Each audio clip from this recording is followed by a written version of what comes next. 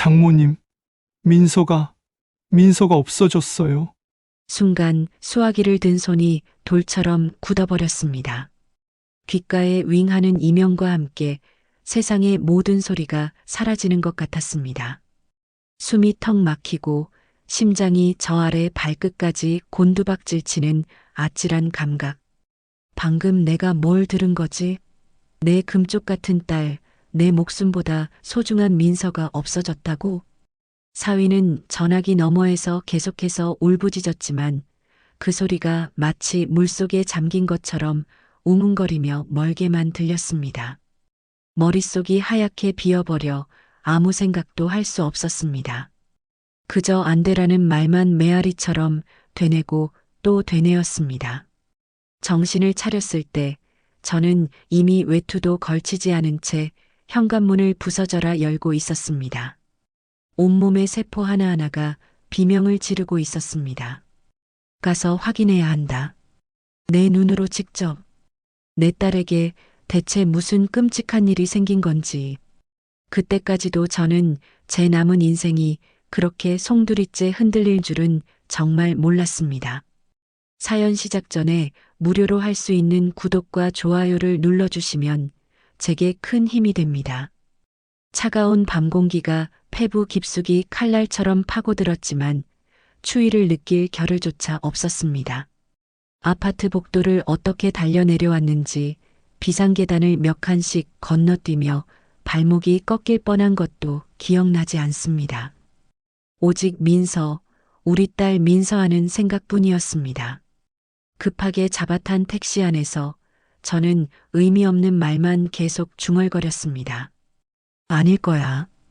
박서방이 뭘 잘못 안 거겠지. 민서 걔가 얼마나 야무진데. 휴대폰 배터리가 꺼졌거나 어디서 잠시 잠이 들었거나 그래. 분명 그럴 거야. 차창 밖으로 스쳐 지나가는 도시의 불빛들이 부서지는 눈물 위로 아른거렸습니다. 불과 몇 시간 전 민서와 통화하며 웃고 떠들었던 기억이 생생했습니다. 엄마, 오늘 시장에 손님 많았어? 힘들지 말고. 내가 주말에 가서 어깨 주물러 줄게. 치매 걸린 시어머니 병수 바라느라 제 몸 하나 건사하기도 힘들 텐데 전화기 너머 딸의 목소리는 언제나 씩씩했습니다. 그런 딸에게 저는 늘 미안하고 고마웠습니다.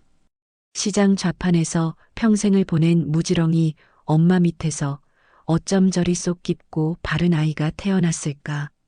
먼저 간 남편을 떠올리며 가슴을 쓸어내린 게 한두 번이 아니었습니다.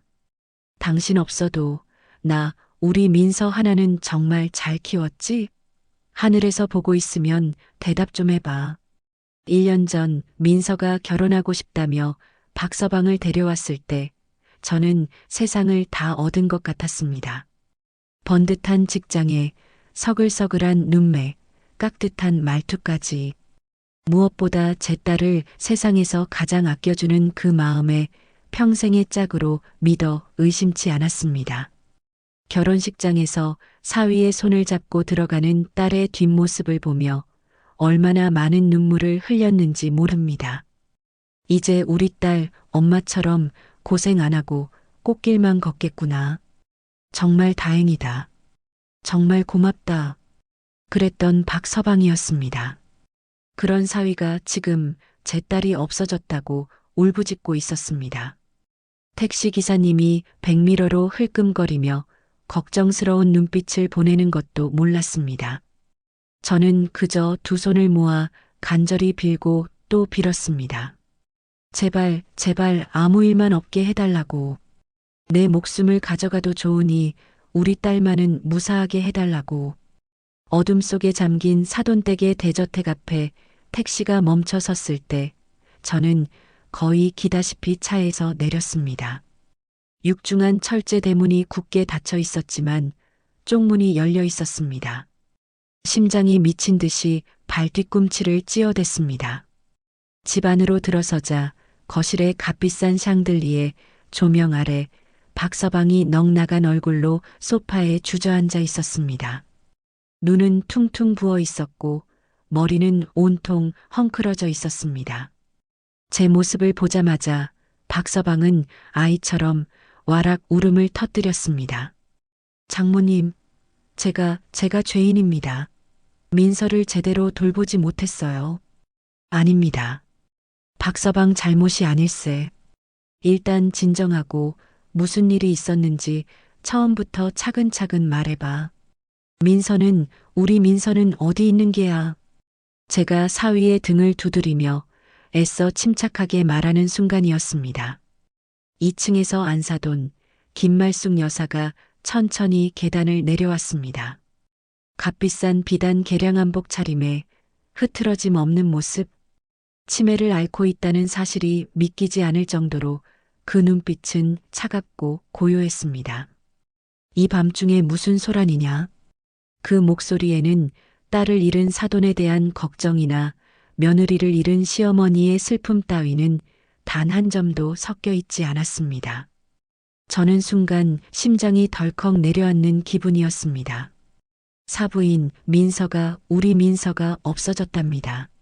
제 말에 안사돈은 미동도 없이 저를 위아래로 훑어보았습니다. 그러고는 코웃음을 치더군요. 없어지긴 뭐가 없어져. 지발로 나간 거지. 네, 그게 무슨. 기가 막혀 말이 나오지 않았습니다. 박서방이 고개를 숙인 채 어깨를 떨었고 안사돈은 소파 깊숙이 몸을 묻으며 말을 이었습니다. 내가 진작 알아봤어. 요즘 통 이상하다 했지. 전화기를 붙들고 누구랑 그렇게 히히덕거리고 밤늦게 몰래 외출하는 걸 내가 한두 번 본 게 아니야. 필시 딴 놈이 생긴 게지. 사부인, 어찌 그런 험한 말씀을 하십니까? 우리 민서는 절대 그럴 아이가 아닙니다. 저도 모르게 목소리가 높아졌습니다. 내 딸에게 씌우는 더러운 누명에 온몸이 부들부들 떨렸습니다. 하지만 안사돈은 눈 하나 깜짝하지 않았습니다. 자네 딸이라고 뭘 그리 잘 아나? 10길 물속은 알아도 한 길 사람 속은 모른다 했어. 이 집 재산 보고 시집 온 거 내가 모를 줄 알고 간도 쓸개도 다 빼줄 것처럼 하더니 이제 슬슬 본색을 드러내는 게지. 그 순간 무언가 잘못되어도 한참 잘못되었다는 걸 깨달았습니다. 이건 며느리의 실종을 걱정하는 시댁의 모습이 아니었습니다.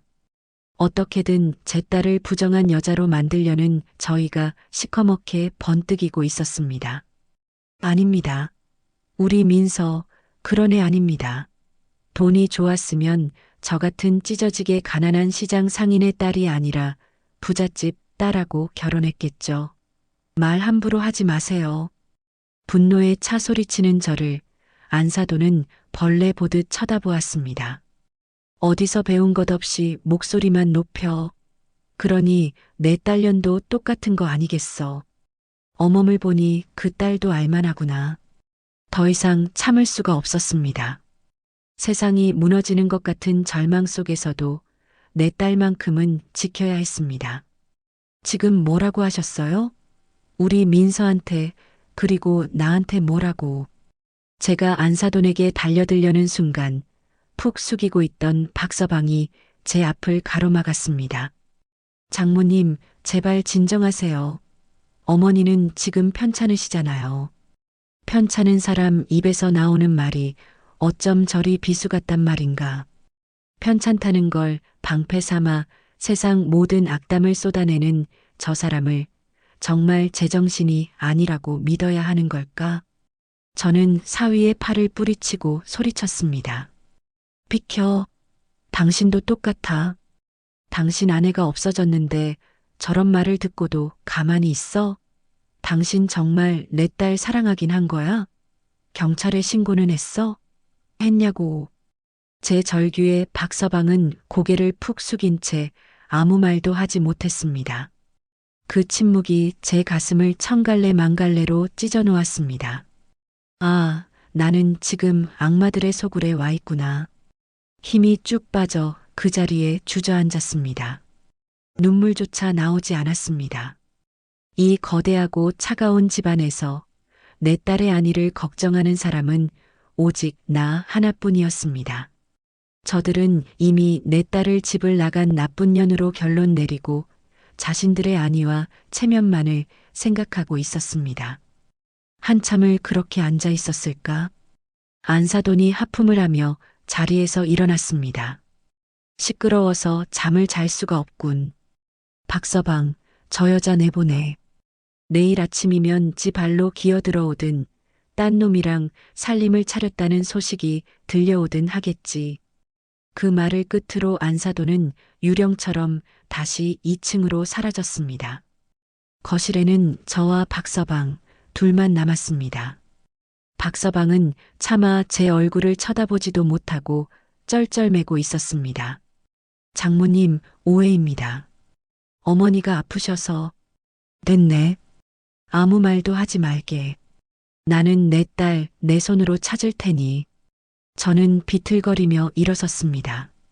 온몸의 진이 다 빠져나간 것 같았지만 정신은 오히려 더 또렷해졌습니다. 여기서 무너질 수 없었습니다. 내 딸이 어디선가 나를 기다리고 있을지도 모릅니다. 저 악마들 손에 내 딸의 운명을 맡길 수는 없었습니다. 현관문을 열고 밤의 거리로 나서는 순간 주머니 속에서 휴대폰이 미친 듯이 울렸습니다. 발신자를 확인할 경황도 없이 전화를 받았습니다. 여보세요. 지친 제 목소리에 수화기 너머에서 낮고 차분한 남자의 목소리가 들려왔습니다.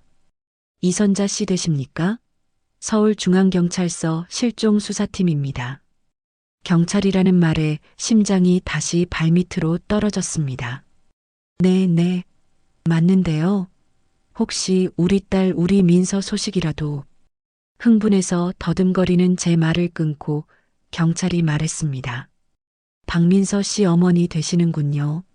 저희가 방금 따님이 마지막으로 거주하셨던 자택 인근 CCTV 영상 하나를 확보했습니다. 영상에 따님으로 추정되는 분의 모습이 찍혔습니다. 내일 오전 중으로 서해 한번 방문해 주셔야겠습니다. CCTV. 그 한 단어가 꺼져가던 제 심장에 다시 불을 붙였습니다. 희망일까 아니면 더 깊은 절망일까? 알 수 없었습니다. 하지만 그것이 내 딸을 찾을 수 있는 유일한 단서라는 것만은 분명했습니다. 알겠습니다. 내일 아침 일찍 바로 가겠습니다. 전화를 끊고 저는 차가운 밤하늘을 올려다보았습니다. 괜찮아, 선자야. 아직 끝난 게 아니야. 이제부터 시작인 거야. 내 딸을 위해서라면 지옥 불구덩이라도 기꺼이 걸어 들어가리라. 저는 비틀거리는 걸음으로 어둠 속을 향해 한 걸음 한 걸음 내디뎠습니다. 밤새 뜬 눈으로 지새웠습니다. 쿵쾅거리는 심장 소리가 귀에 못이 박힐 지경이었고 천장에 어른거리는 딸아이의 얼굴 위로 온갖 끔찍한 상상들이 그림자처럼 스쳐 지나갔습니다. 어둠 속에서 수천 번을 빌었습니다. 제발 무사하기만 해다오. 다치지만 않았으면, 그래서 다시 내 품에 돌아올 수만 있다면 더는 아무것도 바라지 않겠다고. 동이 트기 무섭게 집을 나섰습니다. 새벽 시장의 찬 공기가 어제와는 비교도 안 될 만큼 시리게 느껴졌습니다. 경찰서로 향하는 버스 창밖 풍경은 흐릿한 눈물에 번져 제대로 보이지도 않았습니다. CCTV. 그 안에 무엇이 담겨 있을까? 신락 같은 희망과 재앙 같은 절망 사이를 위태롭게 오가며 저는 마른 입술만 자꾸 깨물었습니다. 박민서 씨 어머님 되시죠? 저는 실종수사팀 김성진 형사입니다. 묵직한 분위기의 사무실에서 피곤한 기색이 역력한 젊은 형사가 저를 맞았습니다. 그의 책상 위에는 제 딸 민서의 사진이 놓여 있었습니다. 활짝 웃고 있는 그 얼굴을 보자 또다시 눈물이 왈칵 쏟아졌습니다. 우리 딸 우리 민서 맞아요. 혹시 찾았나요? 어디에 있답니까? 제 물음에 김 형사는 대답 대신 물 한 컵을 건넸습니다. 그의 침묵이 칼날이 되어 제 심장을 후벼 파는 것 같았습니다. 어머님, 먼저 마음을 굳게 먹으셔야 합니다. 저희가 확보한 영상이 조금 충격적일 수 있습니다. 충격적이라는 말에 가슴이 철렁 내려앉았습니다. 저는 떨리는 손으로 물컵을 받아들고는 거의 애원하듯 말했습니다. 괜찮습니다. 뭐든 봐야 우리 딸을 찾을 수 있잖아요.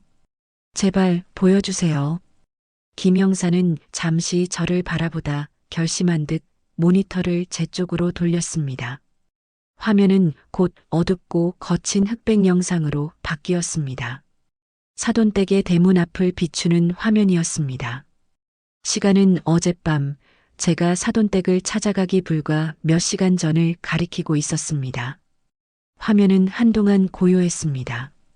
제 심장 소리만이 방 안을 가득 채웠습니다. 바로 그때였습니다. 익숙한 인형 하나가 화면 안으로 들어왔습니다. 제 딸 민서였습니다. 초췌한 얼굴, 금방이라도 쓰러질 것처럼 위태로운 걸음걸이, 가슴이 미어졌습니다. 그 며칠 사이 대체 무슨 일이 있었기에 제 딸이 저토록 망가져버린 걸까? 민서가 힘겹게 대문을 열고 안으로 들어서려던 순간 다른 인형이 귀신처럼 나타나 딸의 앞을 가로막았습니다. 안사돈 김말숙 여사였습니다. 치매를 앓고 있다는 그 노인은 영상 속에서 너무나도 또렷하고 날랜 몸짓으로 제 딸의 머리채를 거세게 잡아챘습니다. 아! 민서의 비명이 화면을 찍고 나오는 듯 했습니다. 저는 저도 모르게 자리에서 벌떡 일어났습니다. 저게 지금... 안사돈은 광기 어린 얼굴로 딸의 머리채를 잡고 마구 흔들어댔습니다. 입은 무어라 욕설을 퍼붓는 듯 쉴 새 없이 움직였고 그 눈빛은 제가 알던 아픈 노인의 것이 아니었습니다. 평생을 시장 바닥에서 뒹군 저도 소름이 끼칠 만큼 잔인하고 악독한 증오가 서려 있었습니다. 치매 연기, 그 모든 게 거짓이었습니다. 내가 감히 내 돈에 손을 대? 이 더러운 도둑년. 소리는 들리지 않았지만 입모양만으로도 똑똑히 읽을 수 있었습니다. 제 딸은 속수무책으로 맞으며 그저 살려달라고 비는 듯 두 손을 싹싹 빌고 있었습니다. 피가 거꾸로 솟았습니다. 온몸이 사시나무처럼 떨려왔습니다. 그런데 그건 시작에 불과했습니다. 진짜 지옥은 바로 다음에 펼쳐졌습니다. 집안에서 뛰쳐나온 한 남자. 제가 그토록 믿었던 사위, 박철민이었습니다. 저는 그가 달려나와 제 딸을 구해줄 것이라, 미친 제 어미를 뜯어말릴 것이라 굳게 믿었습니다. 하지만 그는 제 딸에게 다가와 안사돈의 손을 뿌리치는 대신 오히려 딸의 남은 파란 쪽을 붙잡았습니다. 이게 무슨 박서방, 자네 지금... 제 외침은 허공에 흩어졌습니다. 사위는 울며 발버둥 치는 제 딸을 짐짝처럼 끌고 갔습니다. 안사돈은 그 뒤를 따르며 계속해서 딸의 등을 발로 걷어찼습니다. 그들은 제 딸을 길가에 세워져 있던 검은색 세단 뒷좌석에 쑤셔 넣었습니다. 닫히는 차문 너머로 제 딸의 절망적인 눈빛이 보였습니다. 살려달라는 애처로운 눈빛. 그것이 제가 본 제 딸의 마지막 모습이었습니다. 차가 사라지고 화면에는 텅 빈 거리만이 남았습니다. 아, 입에서 바람 빠지는 소리만 새어나왔습니다. 눈앞이 빙글빙글 돌고 세상의 모든 색이 사라졌습니다. 방금 내가 본 것이 무엇인가?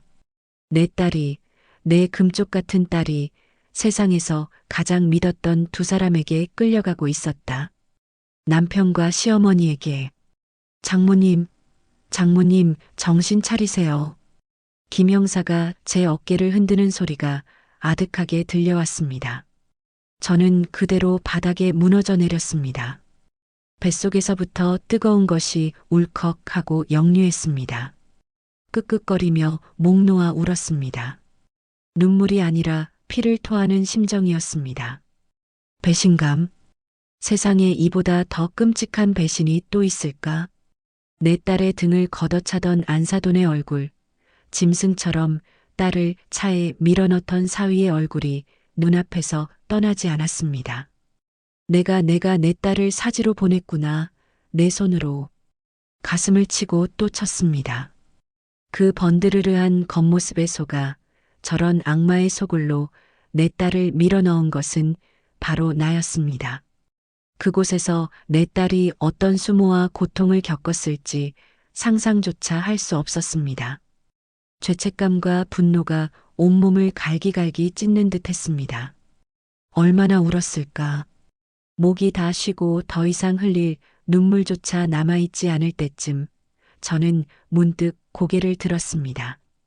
거울처럼 비치는 꺼진 모니터 화면에 늙고 헬쑥한 한 여자의 얼굴이 보였습니다. 넋이 나간 텅 빈 눈동자. 평생을 자식 하나만 바라보고 살아온 가엾은 어미의 얼굴. 순간 머릿속에서 무언가 툭하고 끊어지는 소리가 났습니다. 울면 뭐하나. 이렇게 주저앉아 통곡한들 내 딸이 돌아오나. 저 악마들이 벌을 받나. 아니, 아무것도 바뀌지 않는다. 그 깨달음과 함께 제 안에서 무언가 차갑고 단단한 것이 솟아올랐습니다. 눈물이 멎었습니다. 들썩이던 어깨도 멈췄습니다. 저는 천천히 자리에서 일어났습니다. 비틀거리지 않았습니다. 제 두 다리는 땅속 깊이 뿌리 박은 나무처럼 단단했습니다. 김 형사가 놀란 눈으로 저를 쳐다보고 있었습니다. 저는 그의 눈을 똑바로 마주보며 방금 전과는 전혀 다른 목소리로 말했습니다. 갈라지고 쉬었지만 그 안에는 강철 같은 힘이 실려 있었습니다. 형사님, 네, 어머님, 저 인간들 지금 당장 체포할 수 있습니까? 제 질문에 김 형사는 당황한 듯 잠시 말을 잃었습니다. 어머님, 물론 저희가 수사를 진행하겠지만 납치와 감금 혐의를 입증하려면 추가적인 증거와 조사가. 증거는 제가 찾겠습니다. 네. 내 딸이 갇혀 있는 곳도 저것들이 저런 짓을 저지른 이유도 제가 알아내겠습니다. 그러니 형사님은 제가 증거를 가져왔을 때 저 악마들을 단 1초의 망설임도 없이 지옥으로 쳐넣을 준비만 해주십시오. 저는 더 이상 울지 않았습니다. 슬픔과 절망은 제 가슴 가장 깊은 곳에 묻어버렸습니다. 이제 그것들은 사치일 뿐입니다. 어미가 약하면 자식을 지킬 수 없습니다. 악마를 잡으려면 기꺼이 악마가 되어야 합니다. 경찰서를 나서는 제 발걸음은 더 이상 절망에 찬 패배자의 것이 아니었습니다. 차가운 복수를 가슴에 품은 전사의 발걸음이었습니다. 하늘은 여전히 잿빛이었지만 제 눈에는 모든 것이 선명하게 보였습니다. 내가 가야 할 길, 내가 해야 할 일. 김말숙, 박철민. 내 딸의 눈에서 피눈물을 흘리게 한 너희들에게 나는 지옥이 무엇인지 아주 똑똑히 뼈저리게 가르쳐 줄 것이다. 나는 이제 더 이상 어제의 내가 아니었다. 경찰서 문을 나서는 순간 세상이 다르게 보였습니다. 어제까지 제 눈에 보이던 모든 것들은 그저 스쳐 지나가는 풍경에 불과했지만 이제 세상의 모든 것은 두 종류로 나뉘었습니다. 내 딸을 찾는 데 도움이 되는 것과 그렇지 않은 것. 무심코 지나가던 행인들의 얼굴 위로 그들의 차가운 눈빛과 비정한 입술 위로 박서방과 안사돈의 얼굴이 겹쳐 보였습니다. 저는 더 이상 세상에 속한 사람이 아니었습니다. 오직 복수라는 하나의 목표만을 향해 걸어가는 외로운 사냥꾼일 뿐이었습니다. 텅 빈 집에 돌아왔습니다. 현관문을 열자 싸늘한 공기와 함께 민서가 좋아하던 라일락 향 방향제가 코끝을 스쳤습니다. 어제까지만 해도 포근했던 내 집이 이제는 덩그러니 남겨진 무덤처럼 느껴졌습니다. 식탁 위에는 제가 아침에 차려놓고 나갔던 밥과 국이 차갑게 식어 있었습니다. 그걸 보자 또다시 가슴이 미어졌지만 저는 이를 악물고 눈물을 삼켰습니다. 지금은 울 때가 아니었다. 홀린 듯 민서의 방으로 향했습니다. 문을 열자 딸의 채취가 고스란히 남아있는 공간이 저를 맞았습니다. 책상 위에는 읽다 만 책이 엎어져 있었고 의자에는 벗어놓은 가디건이 아무렇게나 걸려 있었습니다. 마치 금방이라도 엄마 왔어?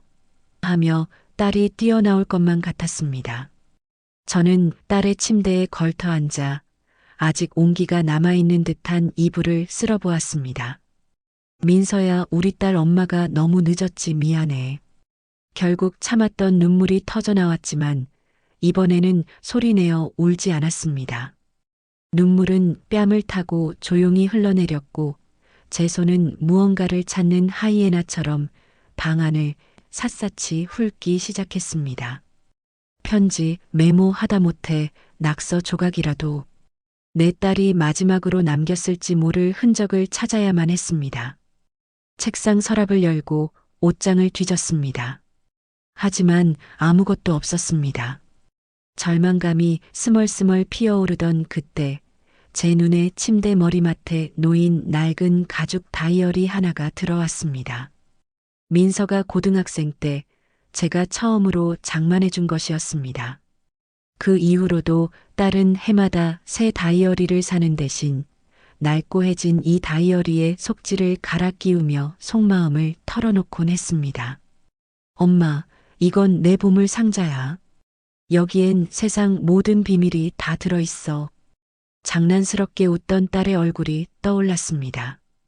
딸의 비밀을 엿보는 것 같아 망설여졌지만 지금은 그런 걸 따질 때가 아니었습니다. 저는 떨리는 손으로 다이어리를 펼쳤습니다. 앞부분은 친구들과의 약속, 소소한 일상들로 채워져 있었습니다. 한 장 한 장 넘길수록 제 손은 더욱 가쁘게 떨렸습니다. 그리고 마침내 마지막 몇 페이지에서 저는 멈춰 설 수밖에 없었습니다. 날짜는 딸이 실종되기 바로 일주일 전이었습니다. 오늘 나는 엄청난 비밀을 봐버렸다. 할머니 방을 청소하다가 낡은 자개장에 광을 내드리고 싶었다. 어릴 적부터 할머니가 유독 아끼시던 가구라 깨끗하게 닦아드리면 기뻐하실 줄 알았다.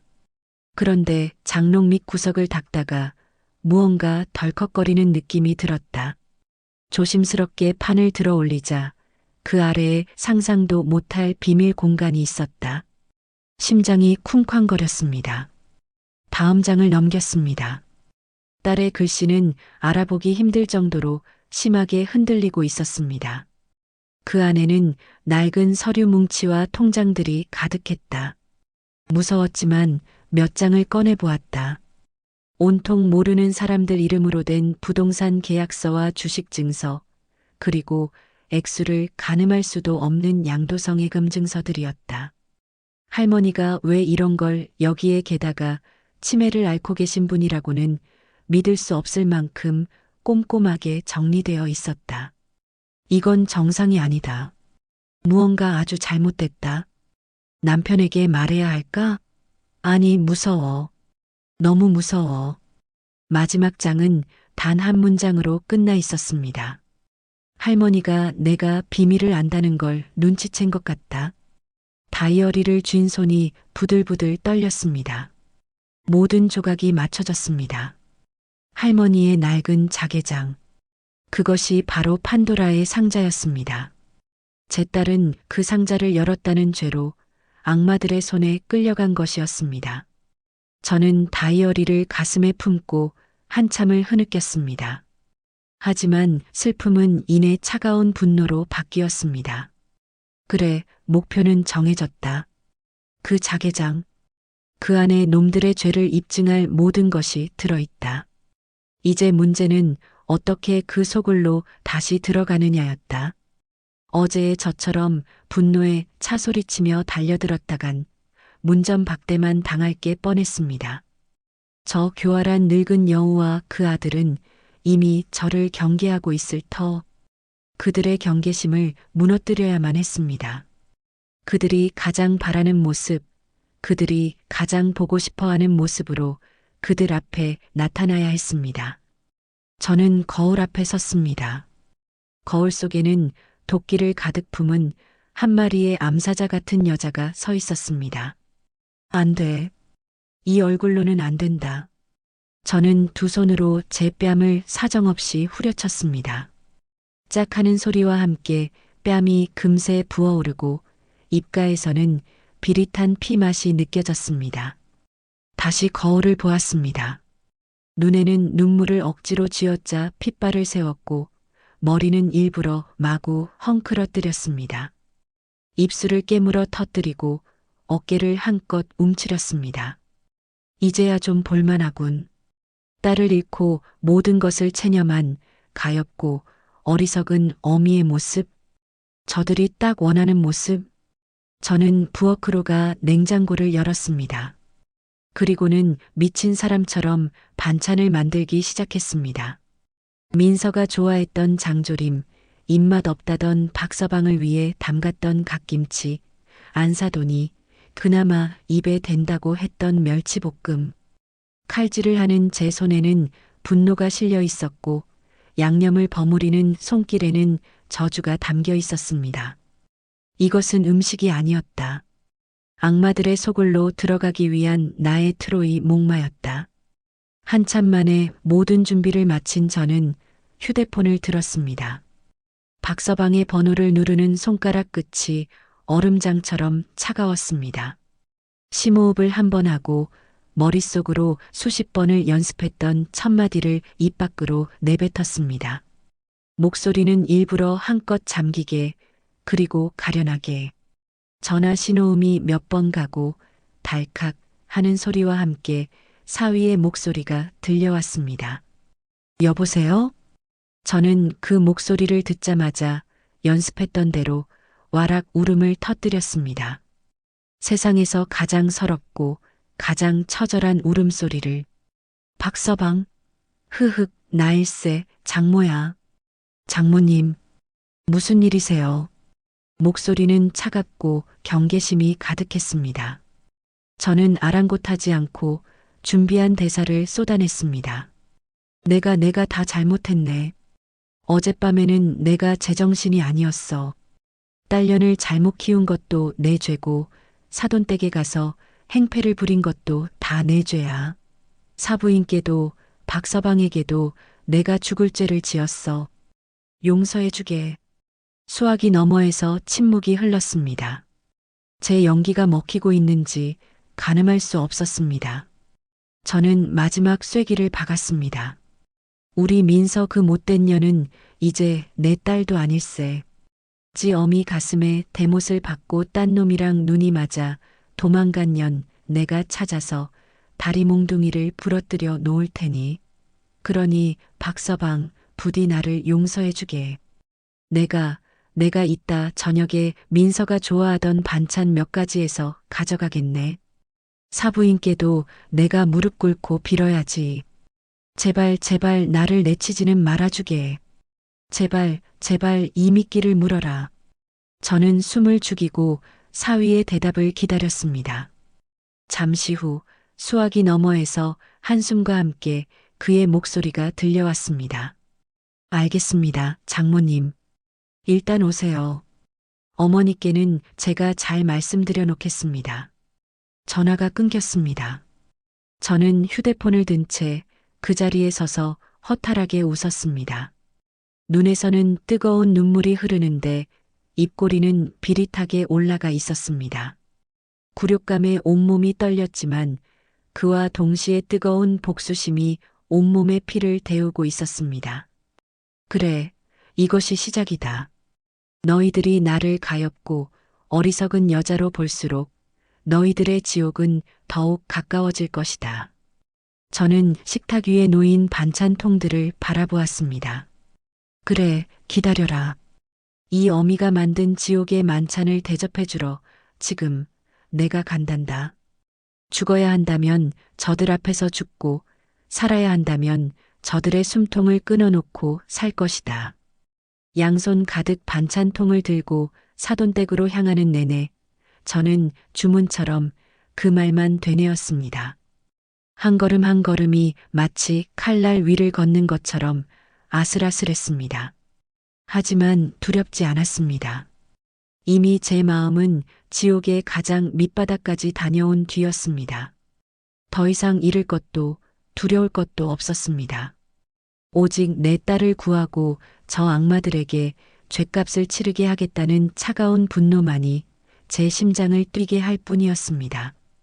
초인종을 누르자 어제와 같은 육중한 철문이 소리 없이 열렸습니다. 저를 맞이한 것은 박서방이었습니다. 그는 어색한 표정으로 저를 위아래로 훑어보았습니다. 헝클어진 머리, 퉁퉁 부은 눈, 터진 입술. 제 몰골은 그의 경계심을 누그러뜨리기에 충분해 보였습니다. 어서 오세요, 장모님. 박서방 내가 정말 미안하네. 저는 그의 손을 붙잡고 다시 한번 뜨거운 눈물을 쥐어짰습니다. 그는 제 손을 뿌리치지는 않았지만 그 눈빛은 여전히 차가웠습니다. 거실에는 안사돈 김말숙이 소파에 앉아 저를 노려보고 있었습니다. 어제와는 달리 그 얼굴에는 조롱과 승리감마저 서려 있었습니다. 저는 망설이지 않았습니다. 들고 온 반찬통을 식탁에 내려놓기가 무섭게 그 앞에 넙죽 엎드렸습니다. 사부인, 제가 죽을 죄를 지었습니다. 부디 용서해 주십시오. 차가운 대리석 바닥에 이마를 찧었습니다.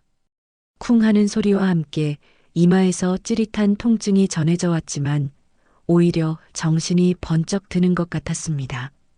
이깟 굴욕, 내 딸이 겪었을 고통에 비하면 아무것도 아니었다. 안사돈은 한참 동안이나 아무 말이 없었습니다. 그 침묵의 시간 동안 저는 쥐 죽은 듯 엎드려 있었습니다. 등 뒤로 박서방의 불편한 기척과 안사돈의 차가운 시선이 느껴졌습니다. 마침내 그녀의 목소리가 제 머리 위로 떨어졌습니다. 일어나. 저는 천천히 고개를 들었습니다. 안사돈은 턱짓으로 소파 앞을 가리켰습니다. 거기 앉아봐. 저는 죄인처럼 무릎을 꿇고 그녀의 앞에 앉았습니다. 그녀는 마치 여왕이라도 된 듯 저를 가만히 내려다보았습니다. 딸년 간수 못한 죄, 이제라도 알았으면 됐어. 하지만 한번 내보인 발톱은 걷어들이는 게 아니야.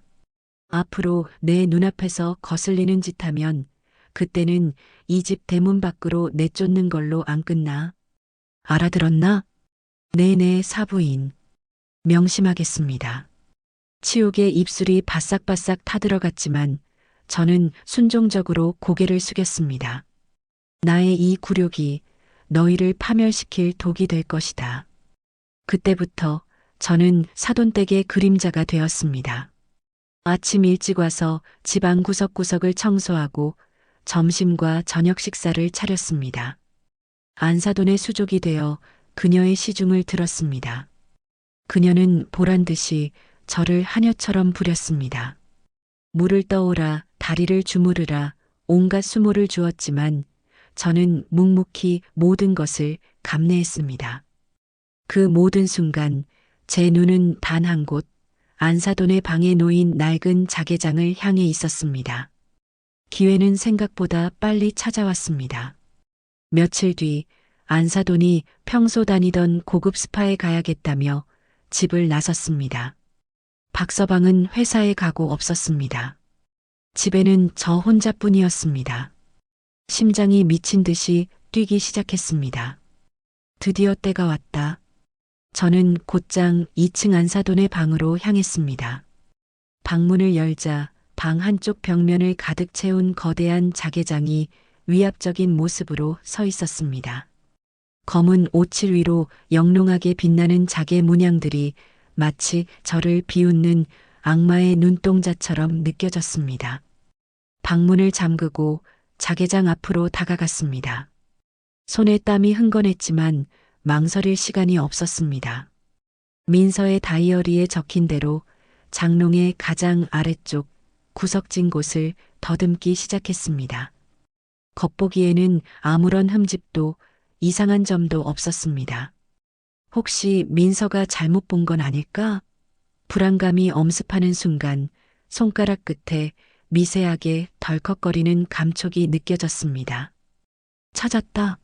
저는 손톱이 부서져라 틈새를 파고들었습니다. 그러자 묵직한 소리와 함께 바닥의 일부가 들리며 어두운 비밀 공간이 그 모습을 드러냈습니다. 심장을 부여잡고 안을 들여다보았습니다. 그곳에는 딸의 말대로 먼지 쌓인 서류 뭉치와 통장들이 가득했습니다. 저는 닥치는 대로 그것들을 품 안에 쑤셔 넣었습니다. 그런데 서류 뭉치를 꺼내던 손끝에 차갑고 묵직한 감촉이 닿았습니다. 조심스럽게 꺼내보니 그것은 보자기에 쌓인 작은 금괴들이었습니다. 수십 년은 좋게 되어 보이는 낡은 금괴들. 그 무게가 마치 저들이 저지른 죄의 무게처럼 느껴졌습니다. 모든 것을 품에 안고 비밀 공간을 원상복구한 뒤 방을 빠져나왔습니다. 제 방으로 돌아와 문을 잠그고 숨가쁘게 전리품들을 펼쳐보았습니다. 그것은 악마의 장부였습니다. 강남의 빌딩, 명동의 상가, 제주도의 땅 수십, 수백억을 호가하는 부동산들이 전혀 다른 사람들의 이름으로 거래되고 있었습니다. 십수 개의 차명 계좌에는 셀 수조차 없는 돈이 잠들어 있었습니다. 그리고 그 모든 거래의 시작은 무려 30년 전으로 거슬러 올라가 있었습니다. 안사돈 김말숙. 그녀는 치매 노인이 아니라 수십 년간 법망을 피해 재산을 불려온 탐욕스러운 괴물이었던 것입니다. 저는 조용히 휴대폰을 꺼내 그 모든 서류들을 한 장도 빠짐없이 사진으로 찍었습니다. 이제 복수를 위한 가장 강력한 무기는 내 손에 들어왔다. 하지만 이걸로는 부족했다. 이것은 저들을 법의 심판대에 세울 증거일 뿐, 내 딸을 되찾아올 증거는 아니었다. 내 딸은 지금 어디에 있는가? 살아는 있는가? 증거들을 다시 원래 자리에 돌려놓고 저는 곧장 집을 나섰습니다. 그리고는 며칠 전 경찰서에서 나오며 검색해 두었던 번호로 전화를 걸었습니다. 신뢰할 만한 흥신소. 돈은 얼마가 들어도 상관없었다. 네, 해결사입니다. 수화기 너머로 능글맞지만 어딘가 믿음직한 중년 남자의 목소리가 들려왔습니다. 사람을 찾아주실 수 있습니까? 물론입니다, 사모님. 우리가 못 찾는 사람은 이 대한민국에 없습니다. 누구를 찾으십니까? 저는 떨리는 목소리로 박서방의 이름과 인상착의를 말했습니다. 제 사위입니다. 그 인간의 최근 일주일간의 행적, 닷새 아니 사흘 안에 알아봐 주십시오. 그가 만나는 사람, 가는 장소, 하다못해 들르는 주유소까지 단 하나도 빠짐없이. 돈은 얼마든지 드리겠습니다. 사위를 말입니까? 허허, 이거 보통 일이 아니구만. 알겠습니다, 사모님. 계약금만 입금되면 바로 작업 들어가지요. 전화를 끊고 저는 제 전 재산이 들어있는 통장의 잔액을 확인했습니다. 시장에서 반찬을 팔아 한 푼, 두 푼 악착같이 모은 내 인생이 담긴 돈이었다. 저는 망설임 없이 흥신소 계좌로 거액의 돈을 송금했습니다. 이제 주사위는 던져졌다. 괴물의 재산을 무너뜨릴 폭탄과 내 딸에게로 가는 지도를 손에 넣기 위한 첫걸음. 두 개의 복수가 동시에 시작된 것이다. 저는 차가운 미소를 지으며 다시 악마의 소굴로 발걸음을 옮겼다. 이제 곧 아주 재미있는 일이 시작될 터였다. 악마의 소굴에서 숨을 죽인 지 일주일. 저는 더 이상 억울함에 떠는 피해자가 아니었습니다. 저는 그들의 모든 것을 지켜보는 감시자였고 그들의 운명을 손에 쥔 심판자였습니다. 저는 매일같이 웃는 얼굴로 그들 앞에 섰습니다. 사부인, 진지 드세요. 박서방, 고생 많았네. 살갑게 말을 건네는 제 목소리 뒤에는 서리빨 같은 칼날이 숨겨져 있었습니다. 그들은 아무것도 눈치채지 못한 채 저를 각했고 만만한 여자로 취급하며 오만방자하게 굴었습니다. 그들은 어리석었습니다. 자신들이 밟고 서 있는 땅이 꺼져가고 있다는 사실도 모른 채 말입니다. 그동안 흥신소에서는 꾸준히 보고가 들어왔습니다. 최 실장이라는 자는 겉보기엔 능글맞았지만 일처리 하나는 기가 막히게 깔끔했습니다. 그는 박서방이 몰래 드나들던 경기도 외곽의 한적한 주소를 찾아냈고 그곳이 안사돈 명의의 낡은 별장이라는 사실까지 알아냈습니다. 심장이 뛰었습니다. 내 딸, 우리 민서가 바로 그곳에 있을 것이었습니다. 하지만 섣불리 움직일 수는 없었습니다. 그곳에 경찰을 들이닥치게 했다가 저들이 궁지에 몰려 내 딸을 해하기라도 한다면 상상만 해도 피가 거꾸로 솟았습니다. 아니, 그렇게 되어서는 안 되었습니다. 내 딸은 제 손으로 가장 안전하게 구해내야만 했습니다. 그러기 위해서는 저들 스스로가 무너져야만 했습니다. 서로를 믿지 못하고 서로를 물어뜯으며 자멸하게 만들어야 했습니다. 탐욕으로 뭉친 그들의 관계는 작은 의심의 돌멩이 하나만 던져도 쉽게 부서져 내릴 유리성과 같다는 것을 저는 잘 알고 있었습니다. 계획은 단순했습니다. 그들의 가장 약한 골이 돈을 건드리는 것이었습니다. 저는 시장에 나간다는 핑계를 대고 집을 나섰습니다. 그리고는 곧장 용산 전자상가 뒤편의 허름한 골목으로 향했습니다. 최 실장이 알려준 곳이었습니다. 그곳에서 저는 제 신분이 전혀 드러나지 않는 대포폰 하나를 손에 넣었습니다. 이제 무대는 완벽하게 준비되었습니다. 그날 저녁 저는 사돈댁 주방 한 구석에서 숨을 죽인 채 2통의 문자 메시지를 작성했습니다. 먼저 안사돈 김말숙에게 보낼 메시지였습니다. 내 아들이 내 재산을 노린다. 자개장 속 비밀, 아들에게만 말했나? 더 믿을 놈이 있나 잘 생각해봐라. 다음은 박서방에게 보낼 메시지였습니다. 내용은 교묘하게 달랐습니다. 내 어머니가 널 믿지 못한다. 자개장 속 비밀, 너 말고 또 아는 사람이 있는 것 같다. 평생 개처럼 일만 하다 빈손으로 쫓겨나고 싶지 않으면 정신 차려라.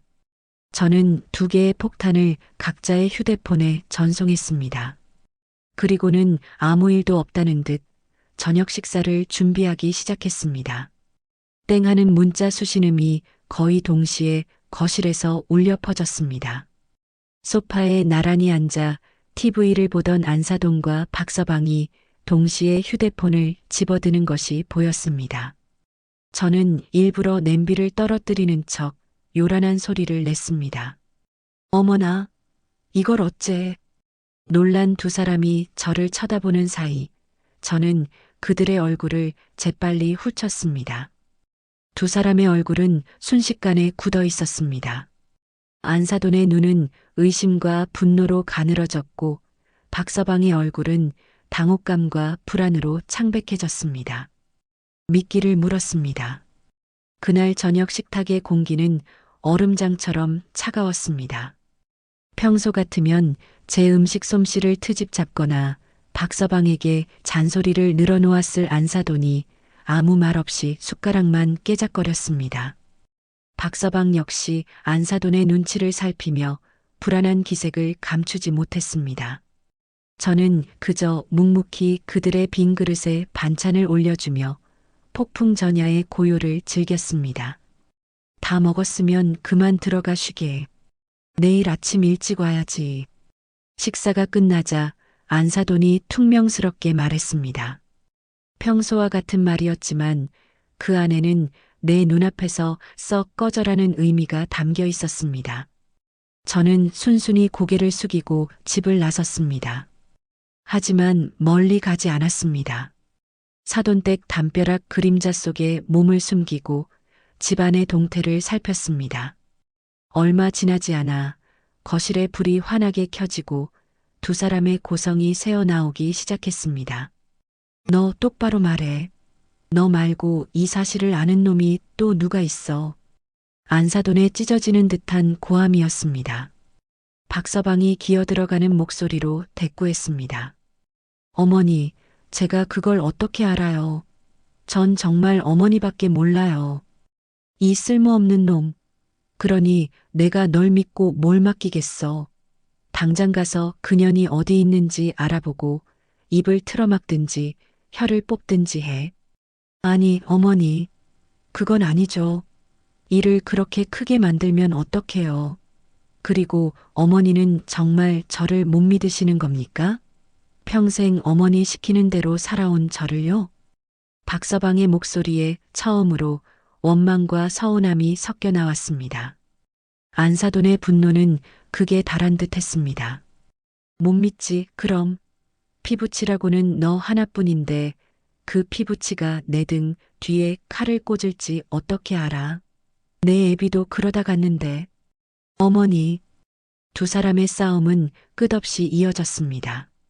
서로를 향한 불신과 원망, 그리고 각자의 탐욕이 뒤섞여 추악한 소음이 되어 밤 공기를 갈랐습니다. 저는 차가운 담벼락에 기댄 채 그 모든 것을 들으며 조용히 미소 지었습니다. 그래, 그렇게 서로를 물어뜯어라. 너희들의 그 단단해 보이던 성은 그렇게 안에서부터 무너져 내리는 것이다. 저는 너희에게 작은 의심의 씨앗 하나를 심었을 뿐이었습니다. 그 씨앗에 물을 주고 거대한 불신의 나무로 키우는 것은 바로 너희 자신이었습니다. 저는 그날 밤 아주 오랜만에 깊은 잠을 잘 수 있었습니다. 꿈속에서 저는 환하게 웃고 있는 내 딸의 손을 잡고 있었습니다. 다음 날 사돈댁의 분위기는 살얼음판 그 자체였습니다. 안사돈과 박서방은 서로 말 한마디 섞지 않았고 눈빛만 마주쳐도 불꽃이 튀었습니다. 저는 그 사이를 오가며 기름을 부었습니다. 안사돈에게는 박서방이 몰래 변호사를 만나고 다닌다는 거짓 정보를 흘렸고 박서방에게는 안사돈이 그의 뒷조사를 하고 있다는 소문을 넌지시 전했습니다. 두 사람은 제 말을 의심조차 하지 않았습니다. 이미 서로에 대한 불신이 턱 밑까지 차올랐기 때문이었습니다. 이 배은망덕한 놈, 감히 내 재산을 통째로 삼키려고 변호사를 만나? 어머니야말로 저를 믿지 못해 뒷조사까지 하시는 거 아닙니까? 이러다 정말 우리 모자 길바닥에 나앉게 생겼다고요. 이제 그들은 서로에게 괴물이 되어 있었습니다. 며칠 뒤 최 실장에게서 결정적인 전화가 걸려왔습니다. 사모님, 드디어 박철민이가 움직입니다. 지금 별장 쪽으로 향하고 있습니다. 혼자입니다. 심장이 다시 뛰기 시작했습니다. 드디어 때가 온 것이었습니다. 저들이 서로를 의심하며 허둥대는 바로 지금이 내 딸을 구출할 절호의 기회였습니다. 최 실장님, 지금부터 제 말 잘 들으세요. 저는 수화기를 붙잡고 제 인생을 건 마지막 도박을 시작했습니다. 이제 이 지긋지긋한 연극을 끝내고 제 딸을 되찾아올 시간이었습니다. 민서야, 엄마가 간다. 조금만 더 버텨. 이 지옥에서 엄마가 너를 반드시 꺼내줄게. 최 실장의 전화를 끊고 저는 마지막 결심을 다졌습니다. 더 이상 위장도 연극도 필요 없었습니다. 오늘은 내 딸을 되찾아오는 날이었습니다. 그것이 제게 주어진 유일한 사명이었습니다. 저는 겉옷을 챙겨 입고 조용히 사돈댁을 빠져나왔습니다. 안사돈은 자기 방에서 누군가와 날카롭게 통화를 하고 있었고 집안에는 그 누구도 저를 신경 쓰는 사람이 없었습니다. 이것이 제가 만든 균열의 결과였습니다. 약속 장소에는 최 실장이 검은색 승합차와 함께 저를 기다리고 있었습니다. 그의 옆에는 산만한 덩치의 사내 두 명이 무표정하게 서 있었습니다. 최 실장은 제 얼굴을 보더니 말없이 고개를 끄덕였습니다. 사모님, 계획대로 박철민은 30분 안에 별장에 도착합니다. 우리가 쓸 수 있는 시간은 그놈이 일을 보고 나오는 1시간 남짓입니다. 그 안에 모든 것을 끝내야 합니다. 알고 있습니다. 우리 딸만 무사히 구해주신다면 약속한 돈의 2배를 드리겠습니다. 돈 때문이 아닙니다. 사모님. 저도 딸 키우는 애비입니다. 이런 짐승만도 못한 놈들은 그냥 둘 수가 없어서 그럽니다. 최 실장의 말에 코끝이 찡해졌지만 지금은 감상에 젖을 때가 아니었습니다. 저희는 곧바로 차에 올라탔고 차는 총알처럼 경기도 외곽을 향해 질주했습니다. 차가 달리는 내내 창밖 풍경은 눈에 들어오지 않았습니다. 머릿속에는 오직 별장에 갇혀 있을 내 딸의 모습만이 가득했습니다. 얼마나 무서웠을까? 얼마나 엄마를 애타게 찾았을까? 밥은 제대로 먹었을까? 혹시 어디 아픈 곳은 없을까? 온갖 불안과 걱정이 심장을 짓눌렀지만 저는 2주먹을 꽉 쥘 뿐이었습니다. 약해지면 안 되었습니다. 제가 무너지면 제 딸을 구해낼 사람은 아무도 없었습니다. 별장 근처에 다다르자 최 실장은 차를 숲길 한쪽에 세웠습니다. 여기서부터는 걸어가야 합니다. 박철민의 차가 저 앞 코너에 세워져 있습니다. 우리가 움직이는 걸 보면 안 됩니다. 저희는 숨을 죽인 채 차에서 내려 숲을 가로질러 별장 뒤편으로 접근했습니다. 낡고 허름한 2층짜리 목조 건물. 곳곳에 거미줄이 쳐져 있고 페인트는 벗겨져 을씨년스러운 분위기를 풍겼습니다. 저런 곳에 내 딸이 갇혀 있다니 가슴이 미어졌습니다. 최 실장과 덩치 큰 사내들이 별장 주변을 살피며 경계를 서는 동안 저는 창문 틈으로 안을 들여다보았습니다. 1층은 텅 비어 있었고 먼지만 자욱했습니다. 그렇다면 2층이었습니다. 2층의 창문은 모두 두꺼운 판자로 막혀 있었습니다. 사모님, 2층입니다. 제가 뒤쪽 창문을 뜯어낼 테니 사모님은 먼저 들어가서 따님을 찾아보세요. 저희는 밖에서 망을 보겠습니다. 최 실장이 쇠 지렛대를 꺼내들며 말했습니다. 저는 고개를 끄덕이고 그의 뒤를 따랐습니다. 삐걱하는 소름 끼치는 소리와 함께 낡은 판자가 뜯겨져 나갔습니다. 어두운 창문 안쪽에서 퀴퀴한 곰팡이 냄새가 확 풍겨왔습니다. 저는 망설이지 않고 창틀을 넘어 안으로 몸을 던졌습니다. 바닥에 발이 닿는 순간 심장이 멎는 듯 했습니다. 어둠 속에서 희미하게 사람의 신음소리가 들려오고 있었습니다. 민서야. 우리 딸 민서 맞니? 엄마야. 저는 소리가 들려오는 쪽으로 달려갔습니다. 방 한 구석, 먼지 쌓인 침대 위에 누군가 웅크리고 있었습니다. 더러운 담요를 뒤집어 쓰고 있는 깡마른 형체. 내 딸이었습니다. 민서야. 제가 담요를 걷어내는 순간 저는 비명을 지를 뻔했습니다. 그곳에는 제가 알던 내 딸의 모습은 없었습니다. 며칠 만에 뼈만 앙상하게 남은 얼굴, 퀭한 눈, 생기 없이 푸석한 입술. 팔에는 온통 시퍼런 멍 자국과 주사바늘 자국이 가득했습니다. 약물에 취한 듯 딸의 눈은 초점 없이 허공을 헤매고 있었습니다. 엄마, 딸이 힘겹게 입을 열었습니다. 그 목소리가 너무나 작고 가늘어서 금방이라도 부서져 사라질 것만 같았습니다. 그래, 엄마야. 우리 딸, 엄마가 왔어. 이제 괜찮아. 저는 딸을 부둥켜 안고 오열했습니다. 제 품에 안긴 딸의 몸은 불덩이처럼 뜨거웠습니다. 이 작고 여린 몸으로 대체 얼마나 끔찍한 고통을 견뎌낸 것일까요? 금수만도 못한 놈들. 제가 반드시 너희들을 갈기갈기 찢어 죽일 것이었습니다. 분노가 머리끝까지 치밀었지만 지금은 딸을 구하는 것이 먼저였습니다. 민서야, 정신 차려봐. 엄마랑 같이 여기서 나가야 해. 저는 딸을 일으켜 세우려 했지만 딸은 제 몸 하나 가누지 못하고 자꾸만 쓰러졌습니다. 최 실장과 함께 온 사내 하나가 창문으로 들어와 말없이 딸을 등에 업었습니다. 사모님, 시간이 없습니다. 어서 나가시죠. 저희는 들어왔던 길을 되짚어 창문을 통해 밖으로 빠져나왔습니다. 차가운 밤 공기를 쐬자 딸이 희미하게 정신을 차리는 듯 했습니다. 엄마 무서웠어. 너무 무서웠어. 알아, 우리 딸. 다 알아. 이제 괜찮아. 엄마가 다 해결할게. 아무 걱정하지 마.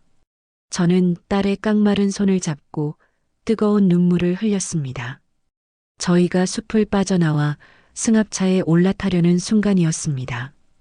별장 입구에서 차 시동 거는 소리가 들렸습니다. 박서방이었습니다. 그가 별장에서 나오고 있었습니다. 심장이 멎는 듯 했습니다. 만약 그가 우리를 본다면. 다행히 그의 차는 저희가 온 방향과는 반대쪽으로 향했습니다. 그가 완전히 시야에서 사라지고 나서야 저는 안도의 한숨을 내쉴 수 있었습니다. 차에 올라타자마자 최 실장은 미리 준비해둔 안전가옥으로 차를 몰았습니다. 서울 시내의 한적한 오피스텔. 겉보기엔 평범했지만 보안이 철저하고 외부인의 출입이 통제되는 곳이었습니다. 안전가옥에 도착하자마자 저는 딸을 침대에 눕히고 젖은 수건으로 딸의 얼굴과 몸을 닦아주었습니다. 딸의 옷을 갈아입히다가 저는 또다시 숨을 멈춰야 했습니다. 딸의 등과 배에도 온통 시커먼 멍자국이 가득했습니다. 저 악마들이 내 딸에게 무슨 짓을 한 것인지 기가 막혔습니다. 분노와 슬픔에 이가 갈렸지만 저는 억지로 감정을 억눌렀습니다. 그리고는 조용히 죽을 끓이기 시작했습니다.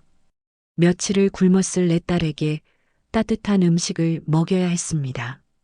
죽을 끓이는 동안 최 실장이 제게 다가와 조심스럽게 말했습니다. 사모님, 따님을 병원으로 옮기는 게 좋지 않겠습니까? 상태가 많이 안 좋아 보입니다. 저는 고개를 저었습니다. 안 됩니다. 병원에 가는 순간 저들이 우리를 찾아낼 겁니다. 기록이 남으니까요. 제가 아는 의사가 있습니다. 왕진을 부탁해야 합니다. 최 실장은 제 단호한 모습에 더 이상 아무 말도 하지 않았습니다. 따뜻한 죽을 한 숟가락, 두 숟가락 떠먹이자 딸의 얼굴에 아주 조금 혈색이 돌기 시작했습니다. 그리고는 지친 듯 제 품에 기대어 잠이 들었습니다. 새근새근 숨을 내쉬는 딸의 얼굴을 내려다보며 저는 한없이 눈물을 흘렸습니다. 하지만 그 눈물은 더 이상 슬픔이나 절망의 눈물이 아니었습니다. 내 딸을 되찾았다는 안도감, 그리고 저 악마들을 향한 활화산 같은 분노가 뒤섞인 뜨거운 결의의 눈물이었습니다. 저는 조용히 딸의 곁을 빠져나와 창가에 섰습니다. 서울의 야경이 눈앞에 펼쳐져 있었습니다. 이제 심판의 시간이었습니다. 저는 휴대폰을 들어 김성진 형사의 번호를 눌렀습니다. 형사님, 접니다. 이선자입니다. 수화기 넘어 김 형사의 목소리가 긴장으로 가득 찼습니다. 어머님, 어디십니까? 괜찮으세요? 저는 괜찮습니다. 그리고 제 딸도 찾았습니다. 네, 따님을요? 지금 어디 계십니까? 저는 그의 말을 가로막고 차갑게 말했습니다. 그건 중요하지 않습니다. 형사님, 내일 아침 제 사돈의 생신 잔치가 열립니다. 제가 그곳으로 저 악마들을 단죄할 모든 증거를 가지고 가겠습니다. 형사님은 그저 제 신호에 맞춰 그곳에 나타나 주기만 하면 됩니다. 이제 모든 준비는 끝났습니다. 내일 저 오만하고 추악한 악마들의 축제는 그들의 지옥이 될 것이었습니다. 동이 트는 것을 창가에 서서 온몸으로 맞았습니다. 어둠을 밀어내고 솟아오르는 붉은 태양은 마치 제 가슴 속에서 타오르는 복수심의 불꽃처럼 뜨거웠습니다. 오늘은 심판의 날이었습니다. 내 딸의 인생을 짓밟고 저의 삶을 송두리째 무너뜨린 저 악마들에게 죗값을 치르게 하는 날이었습니다. 저는 더 이상 두렵지 않았습니다. 제 손에는 정의의 칼이, 제 등 뒤에는 지켜야 할 제 딸이 있었습니다. 안전가옥에서 밤새 딸을 간호했습니다. 제가 아는 의사에게 왕진을 부탁해 영양제를 마치고 나니 민서는 기적처럼 기력을 조금씩 회복했습니다. 퀭하던 눈에는 아주 희미하게나마 총기가 돌아왔고 잿빛이던 얼굴에도 혈색이 돌기 시작했습니다. 엄마, 응, 우리 딸. 이제 괜찮아. 다 끝났어. 저는 딸의 이마를 쓸어주며 조심스럽게 말을 꺼냈습니다. 민서야, 오늘 엄마가 아주 중요한 일을 하려고 해. 그러려면 우리 딸의 도움이 필요해. 힘들겠지만 내가 겪었던 일을 그대로 말해줄 수 있겠니? 딸의 눈동자가 공포로 흔들렸습니다. 그 끔찍한 기억을 다시 꺼내는 것이 얼마나 고통스러울지 저는 잘 알고 있었습니다. 하지만 저 악마들을 완벽하게 무너뜨리기 위해서는 피해자의 목소리가 반드시 필요했습니다. 무서워. 엄마, 그 사람들이. 알아. 엄마가 다 알아. 하지만 이건 우리 민서가 다시 웃으면서 살기 위해 꼭 필요한 과정이야. 엄마가 옆에 꼭 붙어 있을게. 아무도 우리 딸 못 해쳐. 제 말에 민서는 한참을 망설이다 작게 고개를 끄덕였습니다. 저는 휴대폰을 꺼내 동영상 녹화 버튼을 눌렀습니다. 그리고 딸은 떨리는 목소리로 지옥 같았던 시간들을 하나씩 털어놓기 시작했습니다. 안사돈의 치매가 연기였다는 것, 자개장의 비밀을 알게 된 후부터 학대가 시작되었다는 것, 그리고 마침내 사위와 안사돈이 공모하여 자신을 별장에 감금하고 정체 모를 약물을 주사하며 모든 것을 잊으라고 협박했다는 것까지. 딸의 증언은 담담했지만 그 안에는 뼈에 사무치는 고통과 공포가 고스란히 담겨 있었습니다. 녹화를 마쳤을 때 저는 딸을 부둥켜 안고 아무 말 없이 등을 토닥여 주었습니다. 이제 마지막 퍼즐 조각까지 모두 맞춰졌습니다. 그날 오후 저는 다시 한번 가엾고 어리석은 어미의 가면을 썼습니다. 허름한 옷차림에 일부러 며칠은 굶은 사람처럼 헬쑥한 얼굴로 사돈댁의 문을 두드렸습니다. 오늘은 안사돈의 팔순 잔치가 열리는 날이었습니다.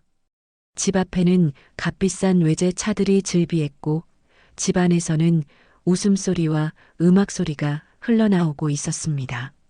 아니, 이 여편네가 여긴 왜 또 왔어? 저를 발견한 먼 친척 하나가 혀를 차며 말했습니다. 저는 아랑곳하지 않고 집 안으로 들어섰습니다. 거실에는 온갖 친척들이 모여 화기애애한 분위기 속에서 담소를 나누고 있었습니다.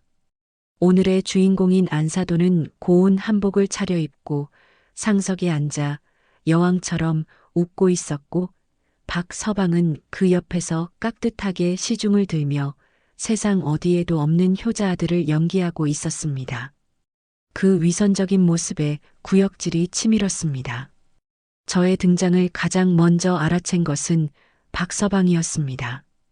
그의 얼굴이 순간 굳어지며 제게 다가와 낮은 목소리로 속삭였습니다. 장모님, 여긴 어쩐 일로? 오늘은 가족들만 모이는 자리인데. 박서방, 내가 사부인께 드릴 말씀이 있어서 왔네. 생신상에 미역국이라도 한 그릇 올려드리고 싶어서.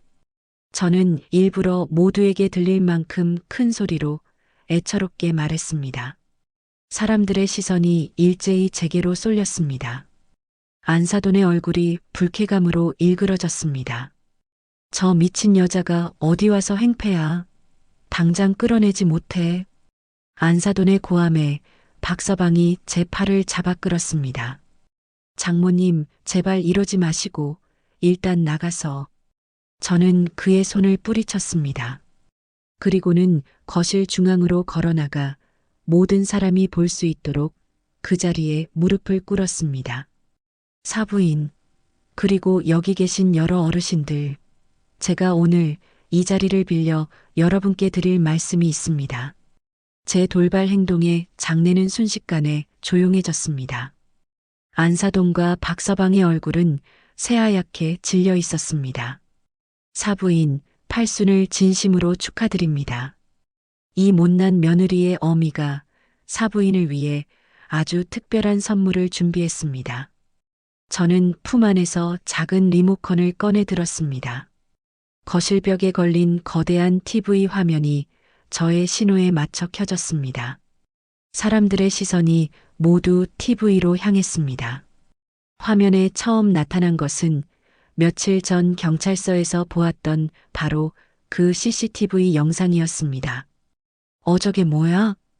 웅성거리는 소리가 들려왔습니다. 화면 속에서 멀쩡한 정신의 안사돈이 며느리의 머리채를 잡고 흔들고 아들이 그 며느리를 짐짝처럼 차에 싣는 장면이 고스란히 재생되었습니다. 세상에, 저게 말숙이 아니야? 장내는 순식간에 아수라장이 되었습니다. 안사돈이 자리에서 벌떡 일어나 비명을 질렀습니다. 당장 저거 끄지 못해. 저건 조작이야. 박서방 역시 사색이 되어 리모컨을 뺏으려 제게 달려들었지만 저는 그를 피해 다음 영상을 틀었습니다. 화면에는 수십 장의 서류들이 나타났습니다. 안사돈이 수십 년간 숨겨온 차명 부동산 계약서와 계좌 내역들이었습니다. 이것이 사부인께서 평생을 숨겨오신 재산의 일부입니다. 모두 불법적인 방법으로 축적한 더러운 돈이지요. 며느리를 납치하고 감금하면서까지 지키고 싶었던 바로 그 돈입니다. 친척들은 경악을 금치 못했습니다. 그들이 존경하고 부러워했던 김말숙 여사의 실체가 만천하에 드러나는 순간이었습니다. 하지만 저의 복수는 아직 끝나지 않았습니다. 그리고 마지막 선물입니다. 저는 마지막으로 제 딸 민서의 증언 영상을 틀었습니다. 깡마르고 헬쑥한 모습의 딸이 떨리는 목소리로 자신이 겪었던 모든 학대와 감금 사실을 털어놓았습니다. 엄마 무서웠어. 어머님이랑 그 사람이 나한테 이상한 주사를 놓고. 딸의 목소리가 거실에 울려 퍼지자 곳곳에서 탄식과 분노의 목소리가 터져 나왔습니다. 안사돈은 그 자리에 주저앉아 아니야. 저건 거짓말이야. 라고 발악했고 박서방은 이성을 잃은 듯 제게 달려들어 멱살을 잡았습니다. 이 미친 여자야. 내가 뭔데 우리 집안을 망쳐. 내 집안을 망친 건 내가 아니라 바로 너희들의 그 끝없는 탐욕이다. 제가 그의 손을 뿌리치고 소리치는 바로 그 순간이었습니다. 거실 문이 활짝 열리며 제복을 입은 경찰들이 들이닥쳤습니다. 그 선두에는 김성진 형사가 서 있었습니다. 김말숙 씨, 박철민 씨, 당신들을 납치, 감금, 폭행 및 불법 재산 은닉 혐의로 긴급 체포합니다. 당신들은 변호사를 선임할 수 있으며 김 형사가 미란다 원칙을 고지하는 동안 안사돈과 박서방은 짐승처럼 울부짖으며 발버둥 쳤습니다. 나는 억울해. 저 여자가 날 모함하는 거야. 나. 장모님, 아니, 이선자 씨. 내가 당신 가만 안 둘 거야. 두 악마가 수갑을 찬 채 끌려나가는 모습을 저는 아무 표정 없이 그저 덤덤하게 바라보았습니다. 화려했던 잔치상은 아수라장이 되었고 축하객들은 경멸과 혐오의 눈빛으로 그들의 마지막을 지켜보고 있었습니다. 모든 것이 끝났습니다. 길고 길었던 복수가 마침내 끝이 났습니다. 저는 힘없이 그 자리에 주저앉았습니다. 온몸의 긴장이 풀리면서 허탈감이 파도처럼 밀려왔습니다. 저는 이겼습니다. 하지만 제게 남은 것은 무엇이었을까요? 그때 주머니 속에 휴대폰이 울렸습니다. 최 실장이었습니다. 사모님, TV로 다 봤습니다. 아주 통쾌하더군요.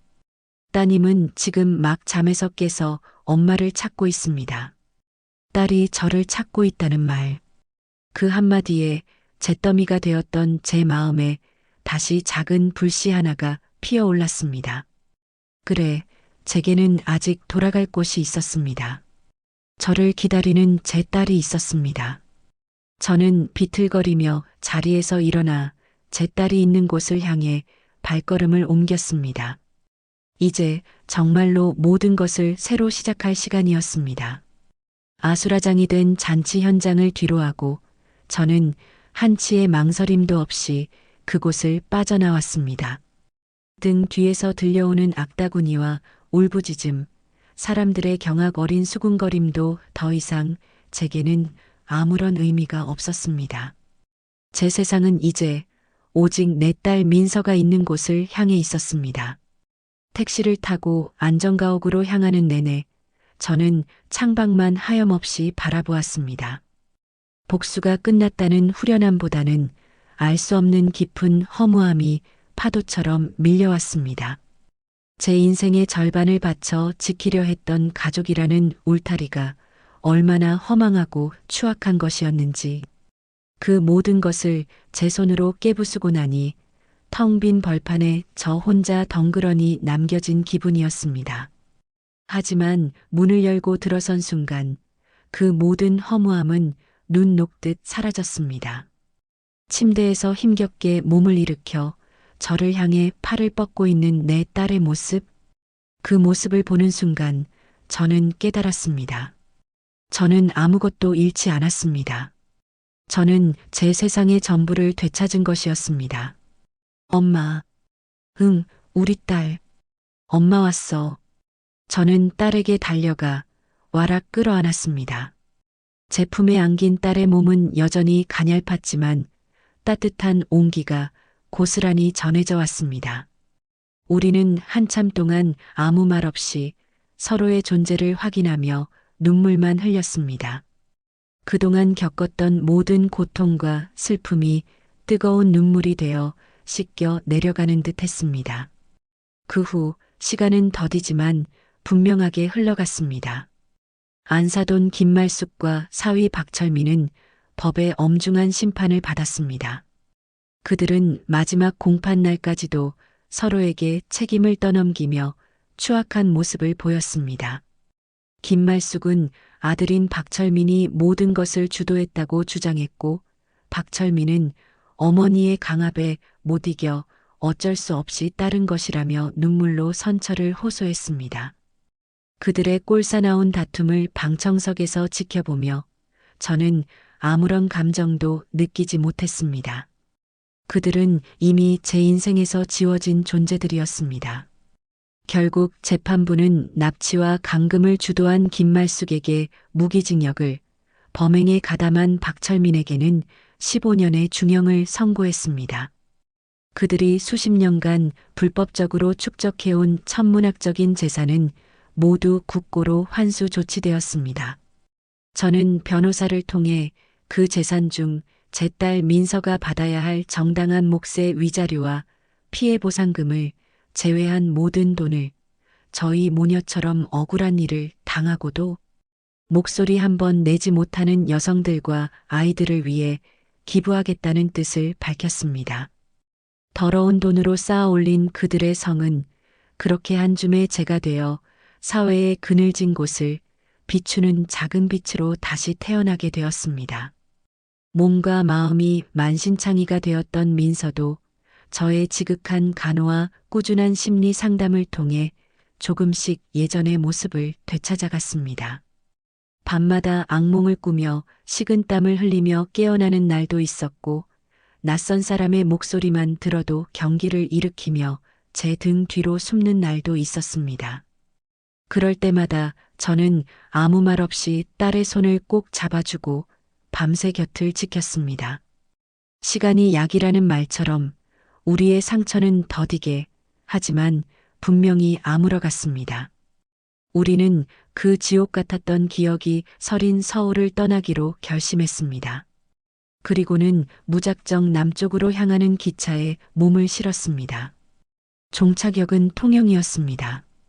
푸른 바다와 아기자기한 언덕의 집들이 그림처럼 펼쳐진 그곳에 우리는 새로운 보금자리를 마련했습니다. 바다가 한눈에 내려다 보이는 작은 언덕 위에 하얀색 2층 집을 샀습니다. 저는 평생을 해왔던 반찬 가게를 다시 시작했습니다. 예전처럼 돈을 벌기 위해 악착같이 일하는 것이 아니라 통영의 신선한 해산물과 텃밭에서 직접 키운 채소로 정성껏 음식을 만들어 이웃과 나누는 기쁨을 위해 일했습니다. 제 작은 가게는 금세 동네 사람들의 사랑방이 되었습니다. 민서는 마당에 커다란 화단을 만들었습니다. 봄에는 튤립과 수선화를, 여름에는 장미와 수국을, 가을에는 코스모스와 국화를 심었습니다. 흙을 만지고 작은 씨앗이 싹을 틔우고 아름다운 꽃을 피워내는 것을 보며 딸의 얼굴에는 점차 생기가 돌았습니다. 잃어버렸던 해맑은 웃음도 되찾았습니다. 가끔은 동네 도서관에서 아이들에게 동화책을 읽어주는 봉사활동을 하기도 했습니다. 아이들의 초롱초롱한 눈망울을 보며 민서는 자신이 여전히 사랑받을 수 있고 사랑을 나눌 수 있는 존재라는 것을 깨달아갔습니다. 어느 맑은 가을날 저녁, 우리는 집 앞 툇마루에 나란히 앉아 붉게 물드는 노을을 바라보고 있었습니다. 선선한 바닷바람이 코스모스를 부드럽게 흔들었고 멀리서 들려오는 백고동 소리가 평화롭게만 느껴졌습니다. 엄마, 왜 우리 딸, 나 이제 정말 괜찮은 것 같아. 예전처럼 아니, 예전보다 더 행복해. 민서가 제 어깨에 머리를 기대며 나지막이 속삭였습니다. 그동안 엄마한테 너무 미안했어. 나 때문에 엄마까지 그 끔찍한 시간을 겪게 한 것 같아서 매일 밤 그게 너무 죄송했어. 저는 말없이 딸의 머리를 쓰다듬었습니다. 가슴속에서 뜨거운 것이 울컥하고 솟구쳤습니다. 그런 소리 하지 마. 내가 없었으면 엄마도 없었어. 너는 엄마 인생의 전부고 살아가는 이유야. 내가 그 지옥 속에서 끝까지 버텨줬기 때문에 엄마도 포기하지 않을 수 있었던 거야. 그러니 미안해하지 마. 오히려 엄마가 고맙지. 살아줘서, 이렇게 내 옆에 다시 와줘서 정말 고맙다, 우리 딸. 제 말에 민서의 눈에 다시 투명한 눈물이 그렁그렁 맺혔습니다. 하지만 그 눈물은 더 이상 아픔이나 슬픔의 눈물이 아니었습니다. 감사와 사랑, 그리고 새로운 희망이 담긴 보석처럼 빛나는 눈물이었습니다. 우리는 그렇게 서로를 말없이 부둥켜 안았습니다. 지는 해를 배경으로 세상에서 가장 아름다운 두 모녀의 실루엣이 길게 늘어졌습니다. 그날 이후 우리는 더 이상 과거를 돌아보지 않았습니다.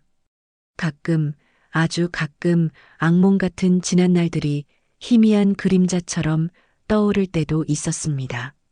하지만 그럴 때마다 우리는 서로의 얼굴을 마주보고 따뜻하게 웃어주었습니다.